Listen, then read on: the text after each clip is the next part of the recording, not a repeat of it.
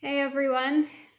So it's another day. I'm going to talk today a little bit about why the health of our gut is so important for us in terms of our immune system and also our lungs, which is where the SARS-CoV-2 virus seems to have a liking for. So that's the place where it attacks the worst. And it's really important for us to keep our lungs happy and healthy. And one way that we can do that is via the gut, which sounds a bit like, what? How's that possible? But it is. So I'm keeping these videos really, really simple. There's very complex science behind the whats and whys and hows when it comes to nutrition and functional medicine and lifestyle. But ultimately, the take home is what we do every day. And it's important that we keep that simple so that it's possible and practical and we actually do it. There's some newer research out in the past few years documenting a link between the lungs and the gut. It's called the lung gut or gut lung axis.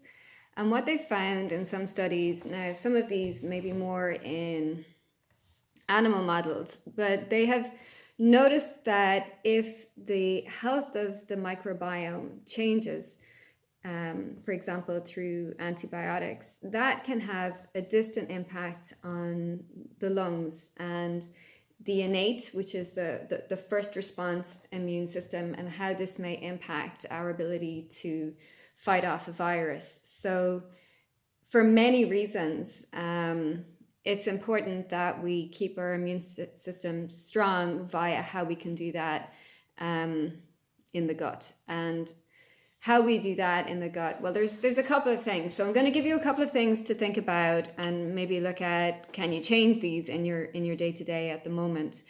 The gut and our microbes are quite sensitive to stress. So one route for improving gut health is doing our best to manage stress. And stress is all about how we respond to things. So at the moment, we are in fight, fright, or freeze mode with everything that is going on. So we have to get better at the strategies that feel right to us for managing this stress. So for many of us, it's going for a walk. It's shutting our minds off and going into our hearts in meditation or mindfulness. It's doing something creative. It's expanding the feeling of love and awe. So going for a drive somewhere nice, sitting by the river, playing with the children, putting some music on and having a dance, art. There's so many ways that we can just sort of let that stress, those stress hormones, that feeling out of our system by creating a shift into doing something else that creates happiness and joy. It's as simple as that.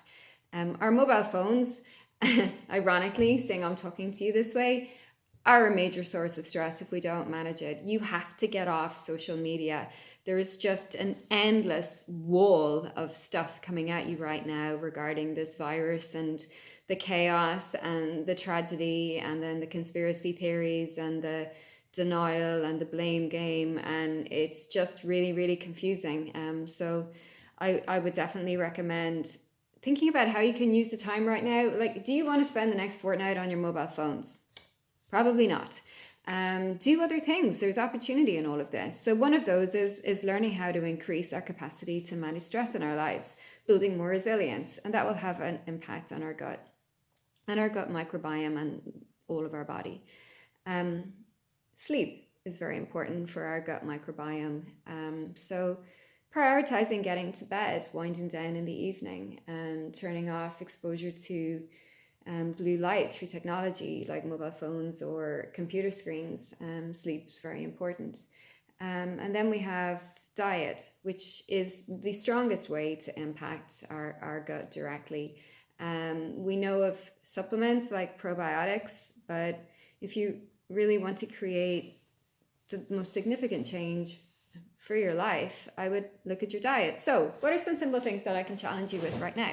Well, fermented foods. So we're looking at things like probiotic, live, natural yogurt, kefir. Then we have things like kimchi, sauerkraut. So just be sure when you're buying these things that they haven't been pasteurized. Often you'll see sauerkraut that has been pasteurized, which has been treated to temperature. And this is going to affect the live bacteria in there. Another challenge would be to make your own. It's very simple to make sauerkraut and kimchi. I can't admit to being the biggest kimchi fan. It's strong stuff. But there has been studies done by scientists looking at how kimchi and fermented foods like sauerkraut and the live yogurts with probiotics in there may be a potential route to limiting our risk of things like avian flu and influenza. You know, it's pretty significant stuff. So fermented and probiotic foods, get on Google and figure out a few that you may look at trying to increase in your diet. Then we're looking at fibers. So could you have some oats or brown rice, or add a little bit more lentils into your diet?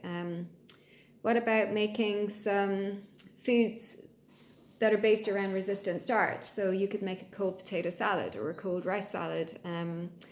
Barley is another food that's really helpful. So those ones are simple to get a little bit more in the diet.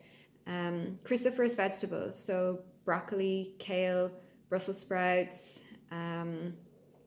Those ones they've got good durability, so they're going to store well at the moment and are quite simple to add in the diet.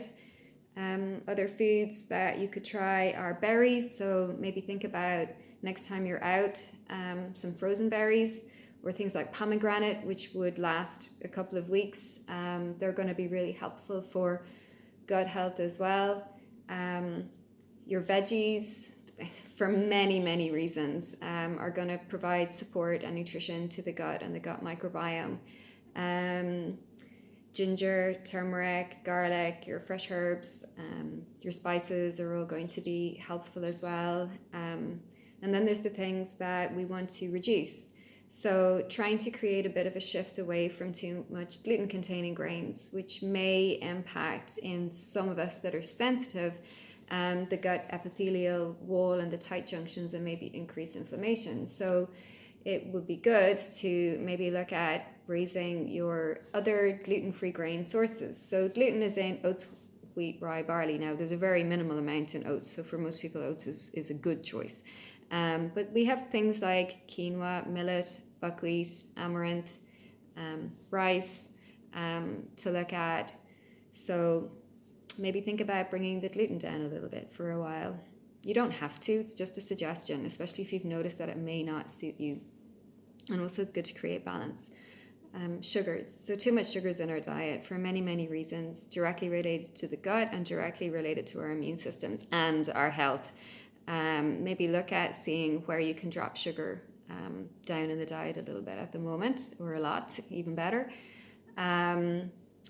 Processed, just anything processed. So poor quality fats that have been heated or transformed into trans fats, we want to reduce those.